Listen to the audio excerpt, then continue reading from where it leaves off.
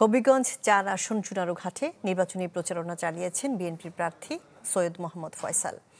বিকেলে পৌর শহরে প্রার্থীকে নিয়ে মিছিল করেন দলের নেতাকর্মীরা।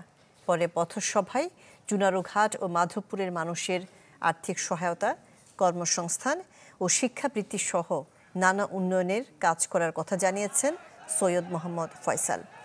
এ সময় আসন্ন নির্বাচনে ধানের শীষে ভোট দেওয়ার আহ্বান জানিয়েছেন তিনি। একই সাথে দল থেকে মনোনীত হওয়ায় কৃতজ্ঞতা প্রকাশ করেন তিনি।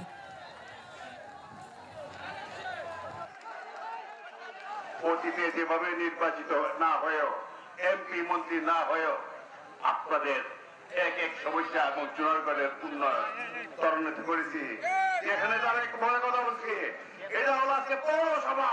ক্ষমতার বাইরে থেকে এত উন্নয়ন করেছি, যদি ক্ষমতার একটু অংশীদারত্ব নিতে পারি, আপনারাই বুঝতে পারেন আপনাদের চুনারগড়ের চেহারা পরিবর্তন করবে। নতুন এবং ফিরে আসা গ্রাহকদের জন্য নগদে চলছে ক্যাশব্যাক সহ প্রতিদিন হাজারো উপহার জেতার সুযোগ। হবে আশা আর ফেরা, সারপ্রাইজ সেরা।